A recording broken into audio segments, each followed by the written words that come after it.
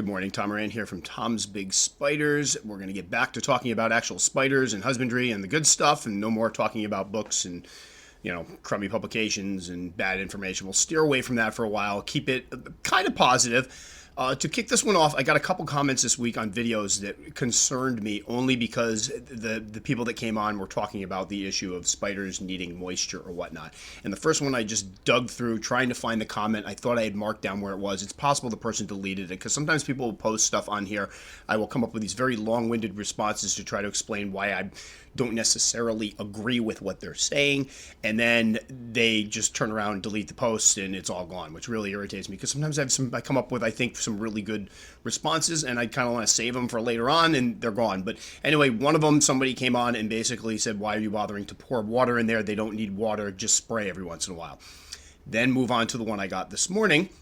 This one was somebody asked, they have a P. armenia, Pamphobeteus species, Mashallah, and a T. sturmii, and they're asking how you keep the humidity up or the cage from dry. Actually, they asked how to keep the cage from drying out, which was good. They weren't talking about humidity because I've gone, over ad nauseum the fact that we shouldn't worry about specific humidity requirements. That's kind of a myth. And then I responded how I do it with, deep substrate. You pour the water in. Everybody knows how to do it now. Anyway, someone comes on after me, and I love when we get dialogues going on my YouTube channel. Quite frankly, some of the best information comes out of the discussions and the dialogues over stuff that's mentioned in the video. I get information from that. I've mentioned this many times before that people will come on and give me tips, or a discussion will come up that'll give me a new thing to think about. Anyway, this guy comes on and says, basically, tarantulas will do just fine in dry enclosures. That whole humidity factor is a myth. So here's the deal, and for this episode, I want to talk less about humidity, more about, we'll call them moisture-dependent species that we feel through years of experimentation and keeping them in the hobby do require a certain level of moisture. And I've made it clear before that a lot of the species, and I want to make sure that nothing I say during this podcast is misconstrued. I find and have found in my keeping that a lot of species that we, 5-10 years ago considered to be moisture-dependent species actually do quite fine in dry enclosures. Now, does this mean it's wrong and that people that are keeping them moist should stop keeping them moist? No. And what I'm going to try to explain in this is the difference between one that requires it and one that needs it, or one that might benefit from it, or basically how do you know when one might benefit from a moist patch? So to kick it off, I did respond back to him, and I said, I agree that the whole humidity thing with tarantulas is in fact a myth. Like, we don't need to, I just had somebody email the other day asking me for a recommendation on a good humidity gauge to put in their enclosure, and he seemed aghast when I said I don't bother monitoring the humidity in my individual enclosures. I have a thermometer and humidity, electronic thermometer and humidity gauge in my room that just kind of gives me a general idea of, is the room warm? Is there enough humidity in there? Is it really dry? Because wintertime, when the furnace kicks on, things dry out a lot here. So I had to do some explaining that we don't worry about humidity. We look at species that need moisture or require moisture, in which case we work with moist substrate. So I did concede in my response. Yeah, I agree completely, 100%. The humidity is a myth. Unfortunately, the original poster didn't say anything about humidity. And so now I'm kind of bothered because this individual has jumped in with just a very quick, general statement and doesn't bother trying to explain anything. And again, we've talked about trolls before. I don't think this is a troll. I think this is probably a guy that keeps everything dry and really thinks that's the way to do it. Maybe he's had success with it. Who knows? But I do want this to turn into a dialogue, so I'm hoping he will come back so we can go back and forth. Because again, my original poster, or the original person that posted something up here asking the question, is now going to be confused because he's getting two opposing views. So let's talk about when I first got into the hobby. I'm going to use Pamphobeteus or Phormictopus for an example. When I was reading up on Phormictopus, everything I read about them said they need to be kept moist. They need to be kept moist tropical species. And that, if you look at where they come from and the regions they come from, they should be species. It would appear that they are species that are going to require moisture. Like, you can't keep them dry. I will also do Lasiodora species, another one. When I first started looking at Lasiodora parahybana, everything I read, moist substrate, deep moist substrate. So when I first got into the hobby, I was very careful and quite frankly probably overdid it while trying to keep these guys moist. And this is where the whole myth of high humidity can backfire because sometimes we spend so much time trying to keep them moist, we're overdoing it. And I know with my LP, every time that I saw any dry spots on the substrate as a sling, I would pour more water in there. Same thing with my Phormictopus. And then what happened is I started, as I got more into the hobby, you get more tarantulas. I think a lot of us, there's an upside to getting a lot of different species, because what happens is you are less likely to obsess on the smaller collection. So if you've only got one or two, I have people that go nuts because they have one or two slings. They go into pre-molt, they're freaking out, they're pouring water in, they're opening up burrows. When you start getting more, the good aspect of that, the silver lining of starting to get a bunch of them, is you can't spend as much time. You have to kind of divert your attention to different species so you don't hyper-fixate on them. Because I do think sometimes when we just get into the hobby, and I was absolutely guilty of this 100%. You get a couple slings, you're panicking that you're going to kill them, and you overdo it with everything. And that can create a hostile and dangerous environment for your animal. So I do think what happened is I started getting more species. I started being a little less careful as far as keeping the substrate moist. I started letting it dry out a little bit. Then I started reading things from other keepers. And I will say specifically with the Phormictopus species, I spoke to a guy who had raised them for many, many years. He's like, listen, I know there's a lot out there that says they need to be kept moist, but he goes, I keep my slings moist, but the adults, unless I'm trying to breed them, I don't really worry about it. A water dish is fine. So as mine got older, what I would notice is that when I would take my thing, make it rain, squirt down the hole inside the enclosure, try to get it nice and wet in at least one end of the enclosure, they showed absolutely no preference with it. And I think that's something that we can all learn from as far as which species are moisture dependent and which aren't, is which ones react to having moisture in there. Some you will add moisture and you will see an immediate response. So I talk about Phormictopus seemani a lot because that was a species when I first got into the hobby in the 90s. When I first got my first tarantulas, I would not call myself a hobbyist at that point. Let me make that very, very clear. I had two at that point. It was mostly snakes. But when I first got into inverts and snakes and whatever, and I picked up my seemani, everything I read about them said that they had to have moist substrate.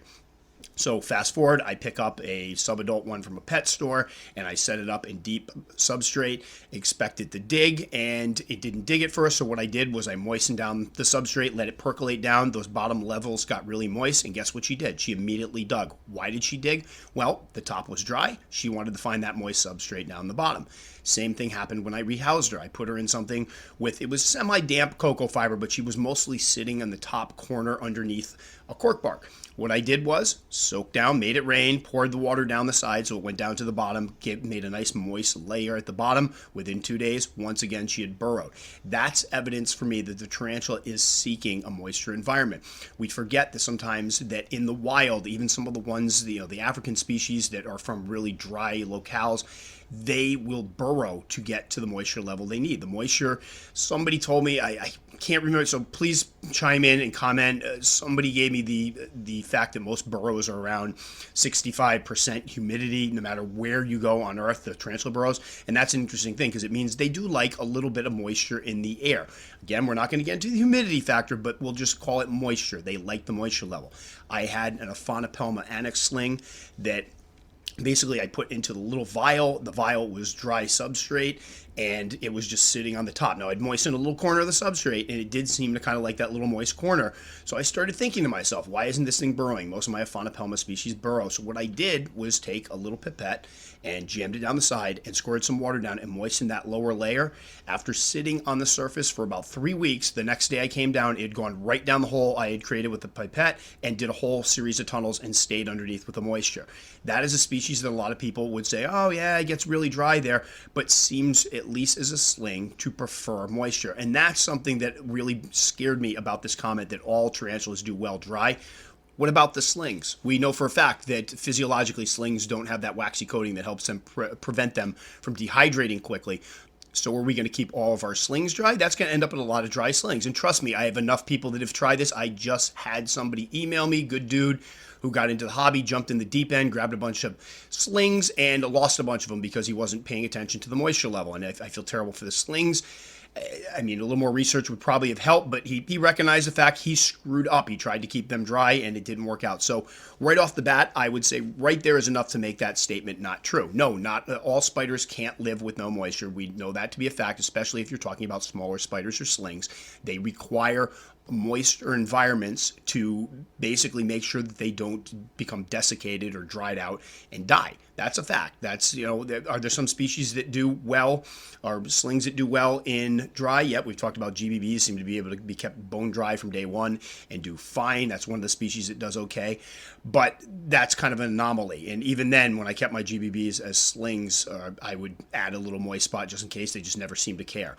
So I think we can toss out that all species are okay, or all tarantulas can be kept dry. So let's talk about adult tarantulas then, because we've already decided slings, not the case. However, adult tarantulas, are there some that seem to be moisture dependent or have been called moisture dependent that don't seem to require it? Yeah, and that's something I've discovered when I'm in the hobby. This is something I won't argue with people online when it comes up. I will have some people that will come on and go, oh, I keep this species, I give it a moist spot. I'm not going to argue that because, again, I think with the majority of tarantulas out there, they're very adaptable, and a moist spot isn't going to hurt them. And again, that falls under erring on the side of caution. If I have a tarantula and I've heard it, or I've done my research and it comes from a moist rainforest environment, and I want to keep part of that substrate moist, that makes total sense to me. Whether it needs it or not, it's not harming anything. So sometimes people will come on, for example, my Phormictopus samani videos, I keep mine moist. I'll come on and say, the opposite. I keep mine dry. It's doing totally fine. Then by all means, proceed. I'm not telling you to change the way you're keeping. Again, this comes down to tarantulas being a lot more adaptable than we give them credit for.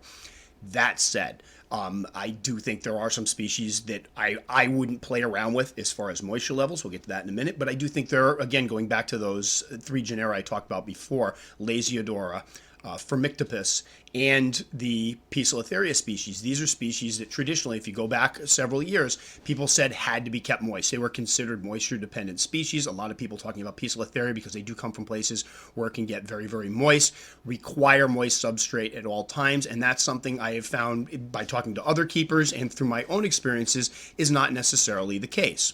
I found that all three of those species tend to do really well with water dishes. With Poecilotheria, I have a new spray bottle now that can really soak down the side of the enclosure and kind of make rain, and sometimes they'll drink off the side of the enclosure. I've caught them drinking out of the water dishes. I found my Poecilotheria rufilata the other day drinking out of its water dish.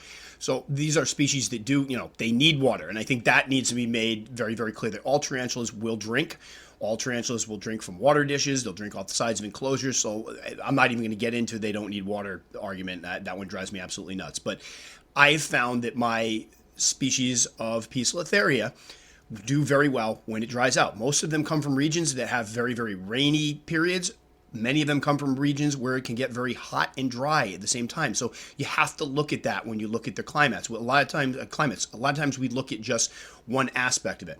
So, for example, I think of the P. sosmes. A lot of people talked about the fact that they need to be kept really moist because they go through places where they basically get so much rain, their burrows flood, and they have to web them up and whatnot. Well, if you do a little more digging, you find that they also have very dry areas there and very dry periods in which things dry out completely. So they're adaptable. So that's something that always needs to be taken into account.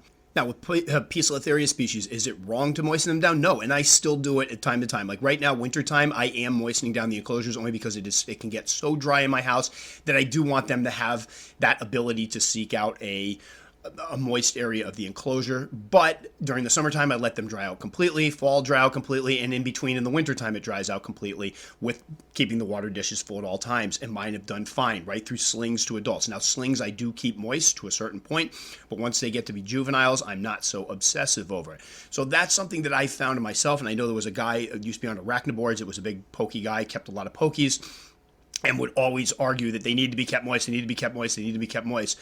And I just, again, that works for him, and I've alluded to this many, many times. A lot of us have a problem in the hobby. I've been guilty of it myself. Something works for me, therefore that must be the right way or the only way, and that's not the case. He was moistening them down. I did find it odd because I found out he was from an area of Florida where the humidity got really high, so I'm guessing he probably had air conditioners running that were maybe drying the house out or whatever, but he did say that his tarantula room would get into the 80s, which would lead me to believe it was not air conditioned, which would lead me to believe that it was also very humid, so that could almost be overkill. And that's something we always forget about, that it can be seasonal when we moisten these guys down. In the summertime, I'm in a state where the humidity goes through the roof. We also often get days of 90-degree humidity.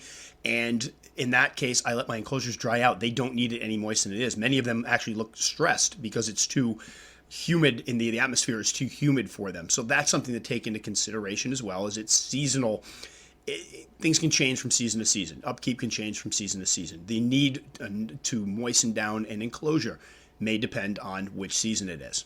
Moving into the Lasiodora species, I had somebody come on to one of my videos the other day, and actually this was probably about a month ago, and was polite about it, and not being rude, but the guy basically came on and said, hey, I'm kind of surprised you said to keep them dry. I've always kept all my Lasiodora species on moist substrate, and they do great. They thrive. And I thanked him and said, yeah, I'm sure they do. And then I said basically, well, I also keep mine on dry, and they thrive.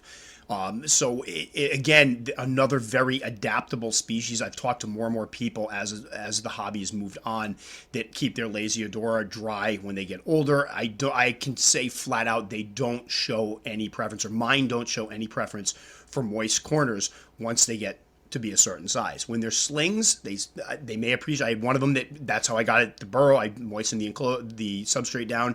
It burrowed down the moisture. That's something that's telling me it likes moisture. But as it got older, I would moisten down half the substrate. It wouldn't be on that half of the substrate. It wasn't hanging around the water dish. It didn't seem to require or want extra moisture in its environment.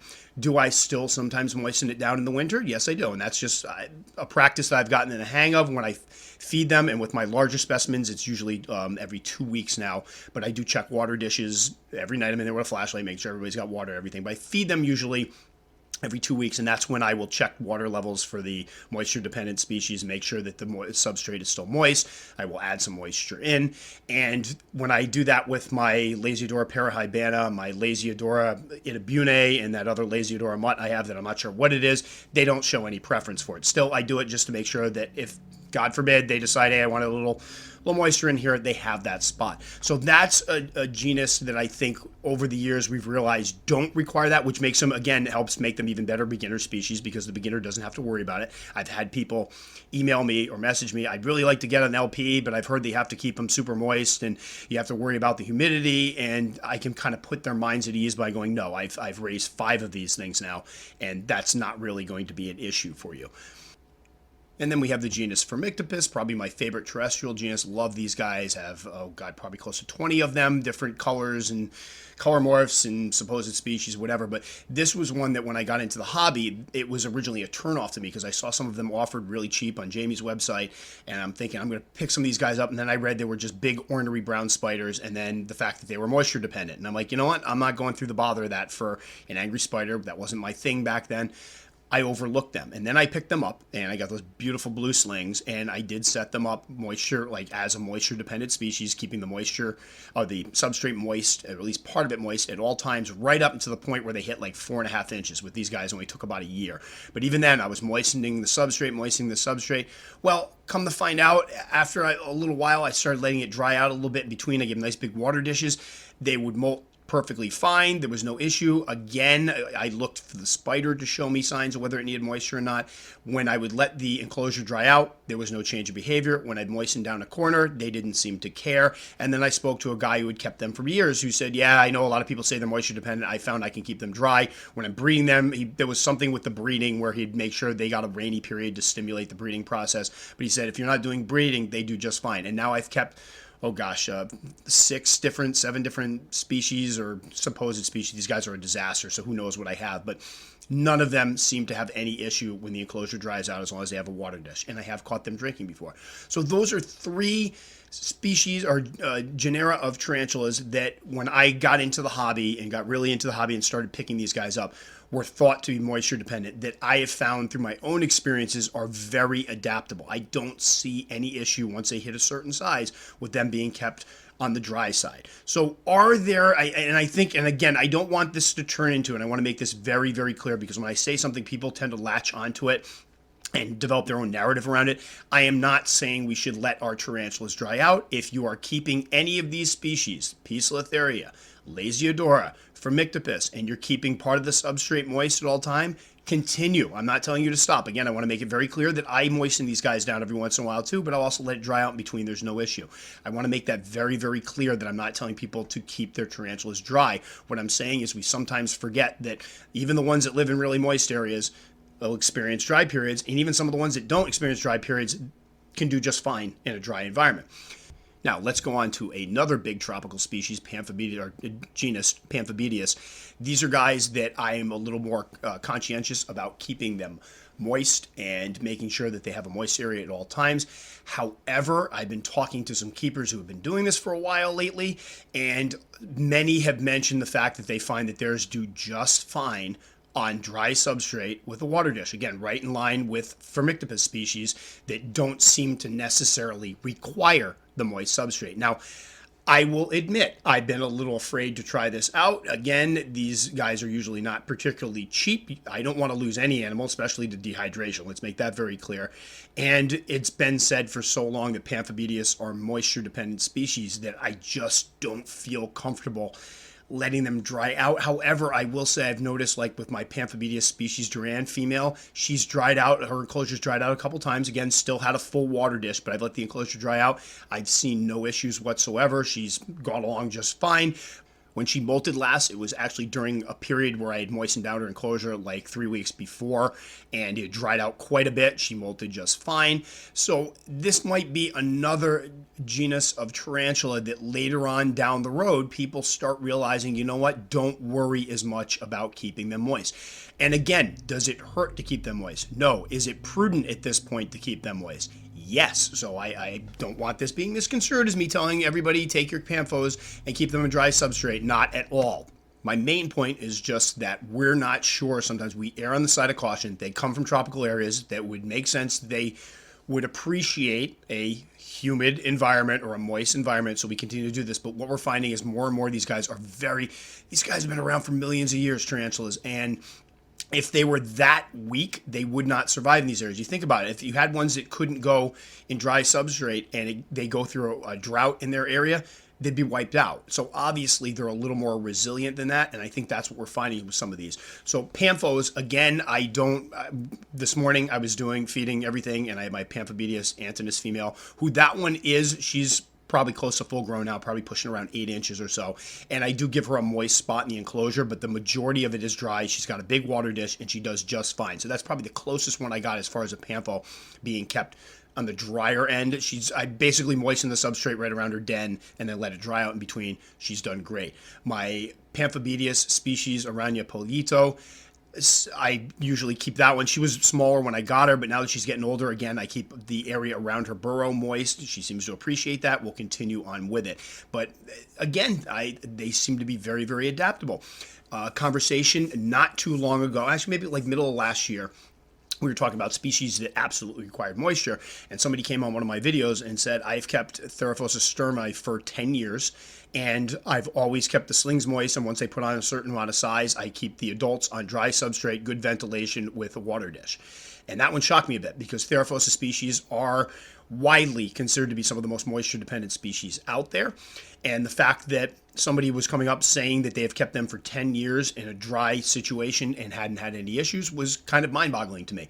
However, does it shock me? Not necessarily. Am I getting, again, disclaimer, I keep all of my Theraphosa species on moist substrate at all times, and I found they do very, very well. However, this isn't the only guy I've heard say this. Now, one thing we got to take into consideration, I don't know where this keeper was from. If he's from a place where the natural humidity in his home or in the area is high, then that wouldn't be such a big deal. For those of us who are keeping Theraphosa species in, like, say, New England or some of the places where it gets cold and the furnaces are running, that might not work for us, because it literally, and again, I always point to this as kind of the example of how really dry homes can impact spiders. I'm sure a lot of you are sitting at homes right now where the heat is running, and your skin, you can basically take your nails and write in your skin because it's so dry. Your scalp's itching. You know, it's funny because I teach and I have kids at school complaining that the heat's on and they're so itchy because they're so dry. That could have a negative impact on tarantulas. That's not just being from a dry climate. That's being very, very, I mean, I measured my house getting in the single digits as far as humidity. That's not a good moisture level for anybody, including humans or pets. Pets will get really dry. It does impact us. So that needs to be taken in mind. So I don't know if the guys that are keeping Theraphosa dry are from areas, like I know one of the guys was telling me he keeps all of his stuff dry. I found out he was in the Philippines. It can be very humid there, so that wouldn't be an issue. But here, I definitely wouldn't endorse that. But just shows you that people are experimenting with different things and are having success with setups that we would normally be horrified at. Like 10 years ago, you said, I have a tea sturmy and I put it on dry substrate, people would freak the heck out. Now, you know what? It's making a bit more sense. However, I do feel like there are species that, bottom line, cannot be kept dry, or we do not have any evidence to show that they can be kept dry without having negative consequences. So, for example, the alveolocipes, what are they, the Singapore blues? I had somebody contact me, oh God, probably a year and a half ago, saying that they thought that the majority of species of tarantulas could be kept dry, and they were going to do an experiment where they picked up some juvenile Singapore blues and they were going to keep them on dry substrate and mist. And I immediately came back as, polite as possible. I don't think that's a very good idea for an experiment. It's not going to go well. This is a species that's widely thought to be very moisture dependent, one of the few that people across the board keep moist. And he's like, no, I have a theory that they're going to do just fine. So he was keeping them at 80 degrees. He was misting down the enclosure. He hadn't put water dishes in. And the last I had spoken to him, he didn't answer my last email because I came back and asked how it was going. But I believe he started off with 6 or 8. He had already lost half of them. And it had been right around molt. They had fattened up, and then right around molt time, they died. So that right there indicates something is horribly awry if you're losing half of juveniles. Well started. These guys, I think, were like 2.5, 3 inches long or so. They should have been well started and on their way. If you're losing half of them, that kind of points to a bad situation. And if he's keeping them dry, they probably dehydrated.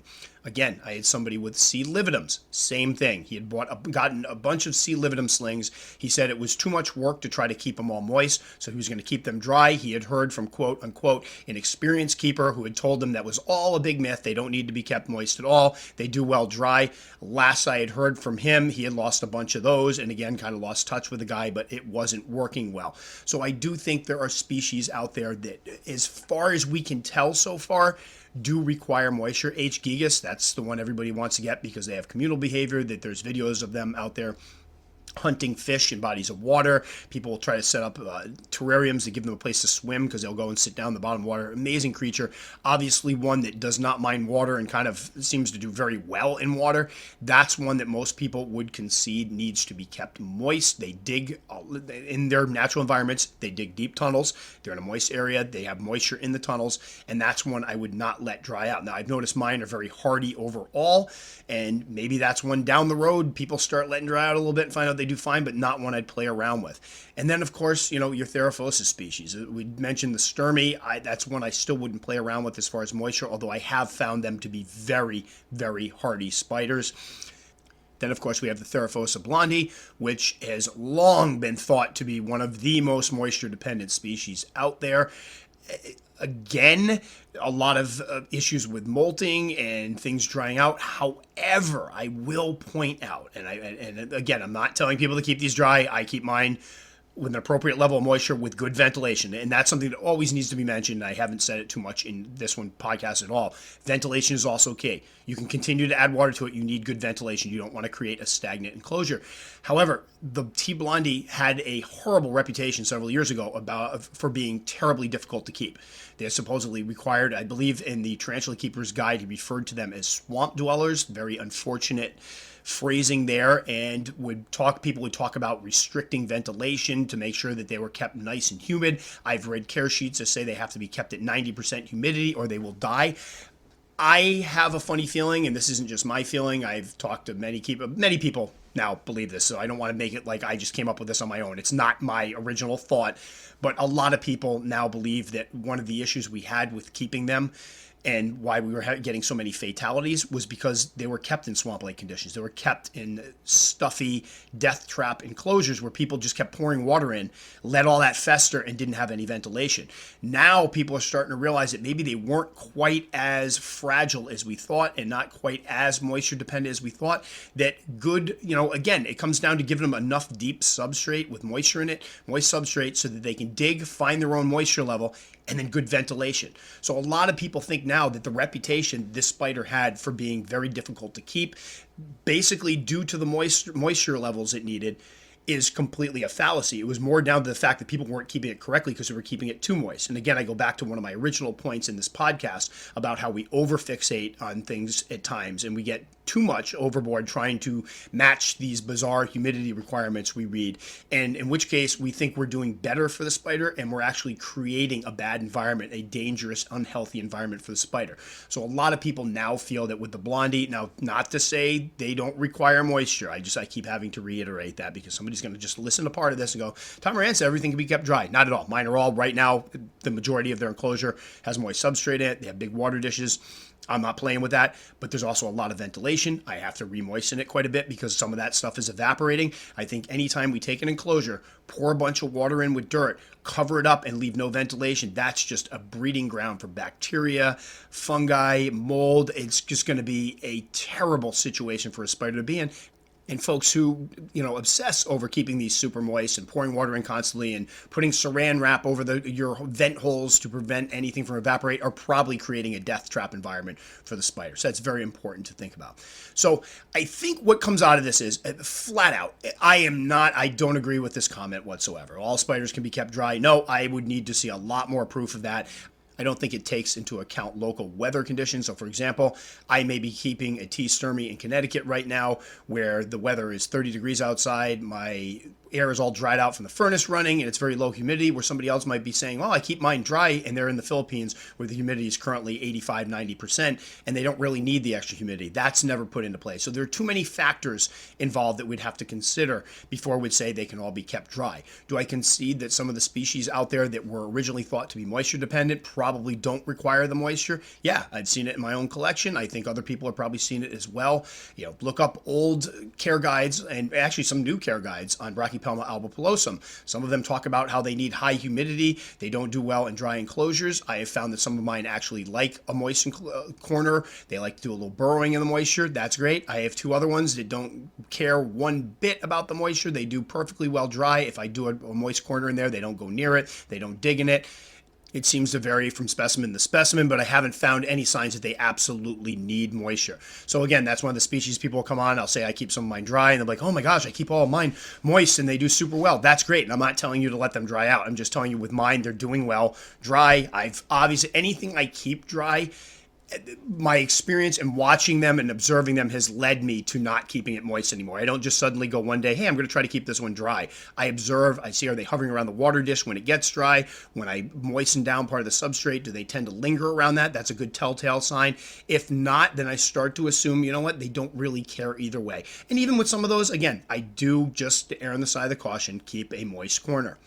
Also, I do think it's important that when you're trying to set up a tarantula that you should look at what the weather is and the climate is from where it comes from. That's just a smart move. I've done it with mine, especially when I'm keeping new species. And it makes sense that if you find something comes from a tropical region to start it off with moist substrate and see how it goes. And I don't think there's any harm to moistening down substrate for some of the species that are kind of iffy as far as do they need it or not. So the B. albopilosums, the Lasiodora species, the Phormictopus species, the Poecilotheria species, all the ones that we've seen some evidence that they don't necessarily need it moist. Does it hurt to moisten it? Well, if your humidity isn't in the 90s, I would say no, it doesn't hurt at all. It's a good move, especially in the wintertime. So I did this podcast more as I think it's a topic that gets brought up quite a bit. I get a lot of questions about humidity. I got one the other day where I said not to worry about humidity, and some guy reamed me out up and down about how I don't know what I'm talking about. I'm going to have a bunch of dead spiders if I keep them all dry, and that wasn't what I meant at all. I had to go back and explain, no. I just don't measure the humidity. I don't worry that it's 75% humidity in one enclosure. What I do is give moist substrate, and they do just fine with that. So I wanted to make that clear, but twice in 2 weeks now I've gotten comments about keeping them dry, and that's a little scary. I don't think we can make blanket statements like that all tarantula species do well dry. He didn't even say do well dry with water dishes. He didn't say do well dry with constant spraying or misting, which, again, I'm not dead set against misting things, but I do think if you're going to mist, you should have a water dish in there if possible as well. So I don't agree with a statement like that. We do not have enough proof that some of these moisture moisture-dependent one, C. lividum, Alveolocipes, the Theraphosa species. We've seen a lot of evidence that those require moisture. We've even talking about P. muticus. A lot of people talk about P. muticus come from very dry regions. The general consensus is now that they dig down low enough that they have quite a bit of moisture where they are living in their dens. So what's happening is people are setting up these big, thick, and I've done it myself, these big, deep bins of substrate, giving them 7-8 inches for a little juvenile to dig in, and keeping it bone dry, and the juvenile goes all the way down to the bottom, and you get a lot of instances of them dying from dehydration because there's no moisture down there. So that's even a species that seems to appreciate a little moisture, even though over the years people have told us that they don't. They come from dry areas. You got it. That burrow factor, you have to take into consideration that burrow factor, that a lot of these guys, yes, they may be from a very dry area, but they're going to dig down and they're going to find some moisture. Some of them may be in really moist areas, but they're digging down, they're finding actually cooler climates. They're going down into those tunnels. It's going to be much cooler down there and maybe less humidity than they have on the outside. That's something that has to be taken into consideration. So do all spiders or all tarantulas, or can you keep all tarantulas dry with just water dishes, or just dry? The comment was just dry. Did you mention that? I would say wholeheartedly, no, we're not playing with that right now. Slings, definitely the majority of slings require moisture. Don't let the slings dry out. That's my best advice I can give you if you're keeping slings. Don't keep them overly moist. Make sure you have, and again, ventilation is key, good ventilation, but make sure they're kept moist until they get a certain size at least. Do some species seem to do well in dry climate or dry conditions, even though they are from moisture climates? Yes, they do. But I do think that there are species out there that it would not make sense at this point. We don't have enough information to tell us that they can do well in dry situations. And the idea of keeping is to give the spider, its optimal condition, the best conditions we can give it to eat and grow and thrive and be comfortable and not be stressed. So we don't want to start playing around with stuff like that with all the different species. A comment like that made on, a thread where people could see it and misconstrue it. And the thing that bothered me again was that the guy was asking me on one of my videos.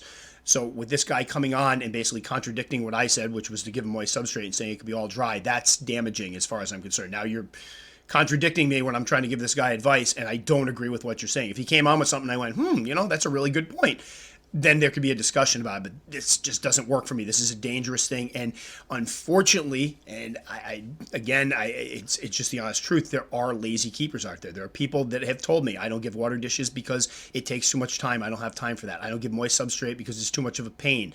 That's not what keeping's about. Keeping's about, observing your spiders, doing your research, finding out what they need, looking up where they live and what the climate is, talking to people that actually keep them, and not just going on to some, FAQ you found somewhere or some care sheet that you found somewhere and taking that as like this is the holy word of tarantulas.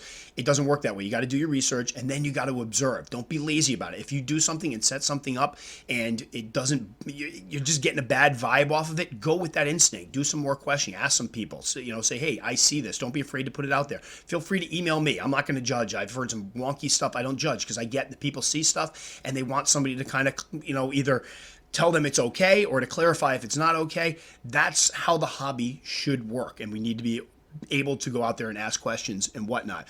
But it always scares me when somebody puts out something like this and, this blanket statement comment, everything needs to be kept dry, because somebody's going to latch onto that. And again, I pointed, there are lazy keepers out there that are going to read that and go, oh, good, I don't have to bother keeping these guys moist. This is kind of a pain in the butt. And this is already an easy enough hobby. It honestly doesn't require a lot of work to keep these guys healthy. So it really kind of worries me when people find even more ways to cut corners, like for crying out loud, a dog and cat you got to feed constantly. These guys, most of them once, sometimes every other week, and they're perfectly fine. If you can't handle that, you probably shouldn't be in the hobby. So again, hope you guys enjoyed that one. Every once in a while, something comes up on my comments, and it's not just a small, like some of these things I can just answer real quick, and it's just for the individual. It's important for that individual to get the answer, but other people might not necessarily benefit. I thought this is one that people could benefit from because it is something that comes up quite a bit. I'm sure that we're going to have some comments on the Facebook, when I post this up on Facebook, of people commenting on species that they still, and I would like to hear, which species do you still keep moist? Which species are not kept moist? Which species do you feel are actually the real moisture dependent species? I'd love to hear people chime in with what they keep. And again, it might not be what I'm doing, and I'd love to hear it. So that'll about do it for this one. Again, if you haven't found my website, it's tomsbigspiders.com. And I've also had a lot of people coming over to the YouTube channel from the podcast, which is really cool because for the longest time it was vice versa. But you can find me on Tom's Big Spiders or just look up Tom Moran on YouTube, and I have a lot of videos and stuff. So for people that want to see something, a lot of rehousings, husbandry videos, you actually get to see the spiders. So if you're more of a visual person, you might appreciate that. And again, thanks so much for listening, and we'll catch you guys all next time.